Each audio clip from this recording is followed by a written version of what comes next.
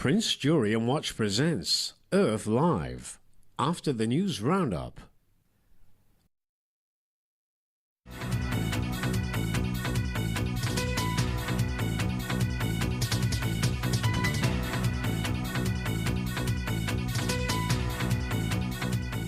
Good evening. U.S. stock indexes are edging slightly higher in early trading. Investors welcome data that is suggesting China's economy is stabilizing.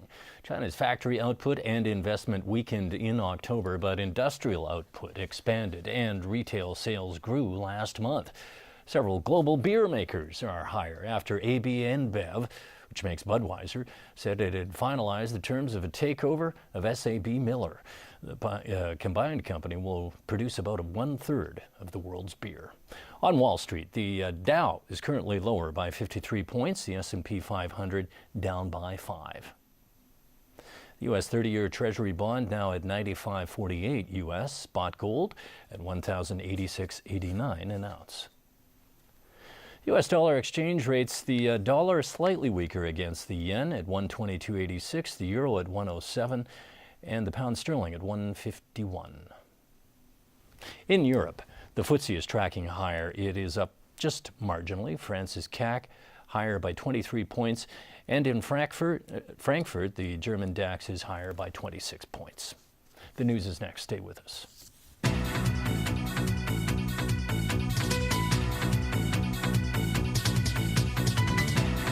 You're watching TVB Pearl.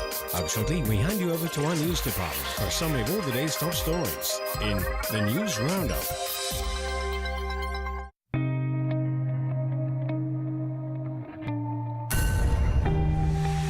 You think he's coming back? I know he is. The tomb is open and the Nazarene is gone. You are disciples of the Nazarene. Once the Romans realize your message remains a threat, they will root you out. We are fishermen, not fighters.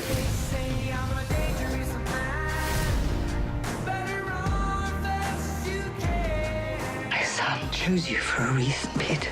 Go into the world and preach the gospel.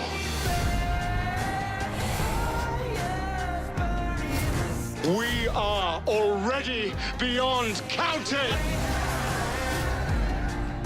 Be healed. Thursday, AD, the Bible continues at 10:40 on Pearl. Together we stand. Braving the challenges. Happy 48th TVB.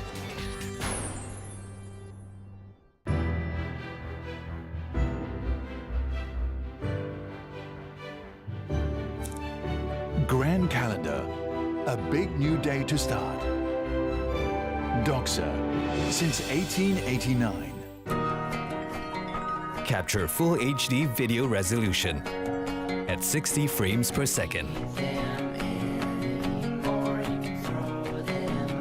With a tilting flexible monitor and integrated Wi-Fi to create and share instantly. Unleash your inspiration with the 24.3 megapixel FX format DSLR. I am a D750. I am full freedom. I am a Nikon.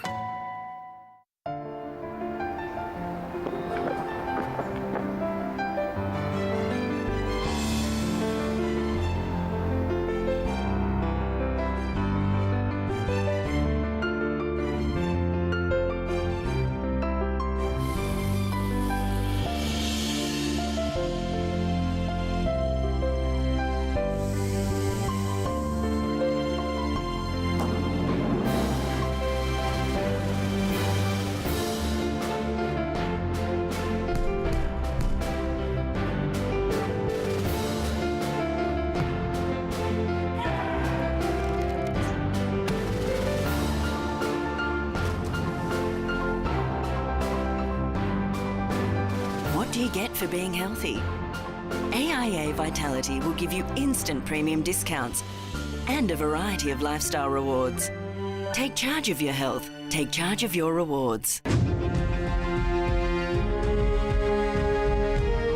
Masters of Los Angeles 2015, Sunday afternoon at 1 on Pearl.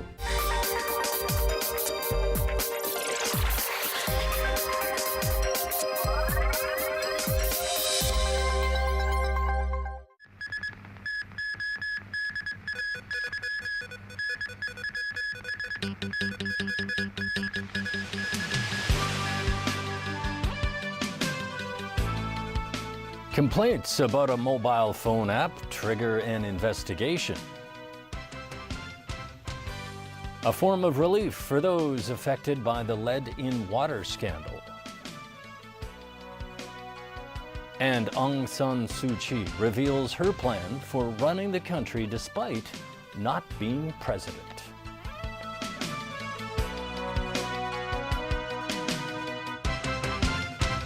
Good evening and welcome. A local mobile phone app company is being investigated over complaints it's misleading users.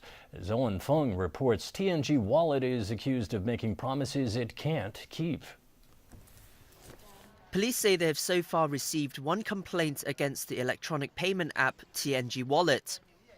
The Customs and Excise Department, meanwhile, has also received 2 complaints about the app.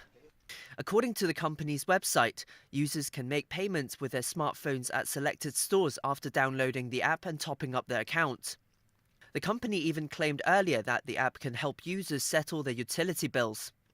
It also launched a promotional campaign earlier this month, offering extra credits when users top up their accounts. However, some users complained that they had not received any free credit after topping up, while others claimed the app had failed to settle their utility bills. Earlier, 4 utility companies issued statements saying that they have not authorized TNG Wallet to handle bill payments. In an interview, Alex Kong, founder of the app, admits that TNG Wallet doesn't have authorization from the utility companies to settle payments and apologized to the users for the mishap. Kong explains that the company has been too ambitious and failed to make proper arrangements. The Monetary Authority says regulations on electronic payment methods will come into effect this Friday, and relevant companies will need to apply for licenses within a year. Owen Fung, TVB News. A bit of relief for residents suffering through the lead-tainted water scandal. They'll get a $660 water bill subsidy, courtesy of the 4 contractors that built the estates. Winna Wong reports. Residents, lawmakers, and political parties have called on the government to compensate those affected by the lead in water scandal by lowering the rent or water bills. Today, Chief Secretary for Administration Carrie Lam announced households in 11 public housing estates will get relief in their water bills over the next 3 years.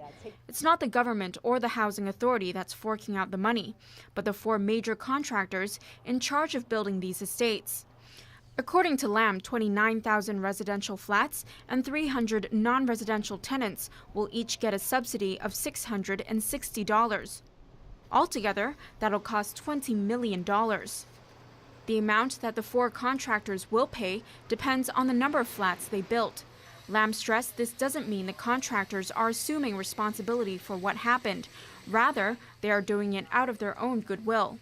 She stressed the inquiry into the lead in water fiasco is still going on, so it's still unclear who's ultimately at fault. But Democratic Party legislator Helena Wong is far from impressed. I think their responsibility is not just to give some compensation to the household, but I think it is more important that they need to replace all the water pots that contaminate water. But I regret so much that at this stage we still don't know yet when we can have all this replaced. The Chief Secretary also said she expects 2 rounds of water checks to be completed by the end of this year. First for all kindergartens in the city, and second for all public housing built before 2005. Winna Wong, TVB News.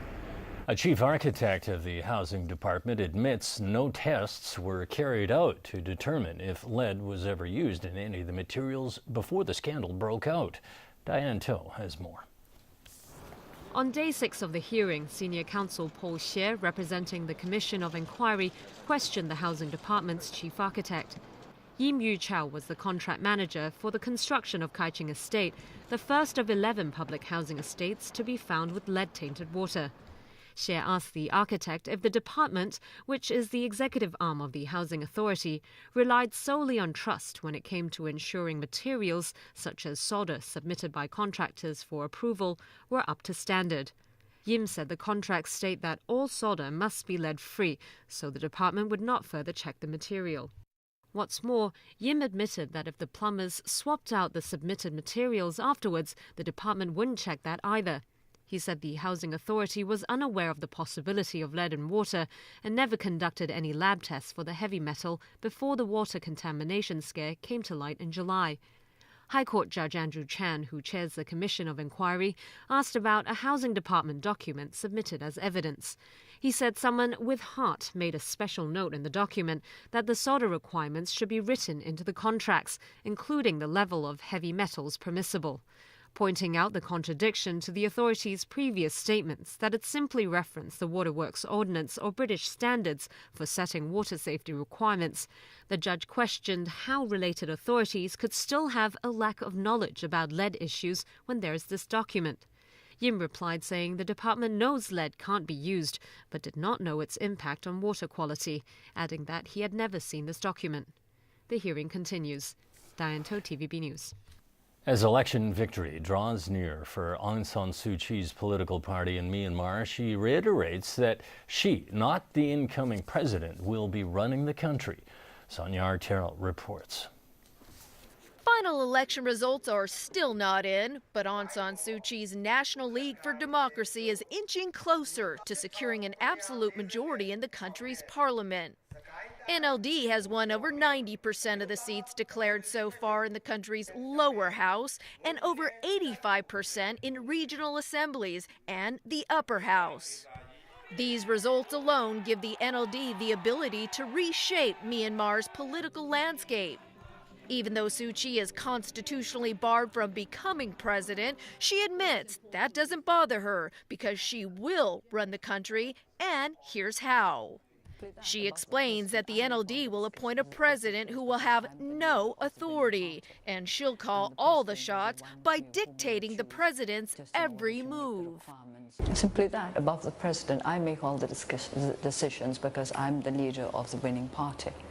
And the president will be one whom we will choose just in order to meet the requirements of the Constitution.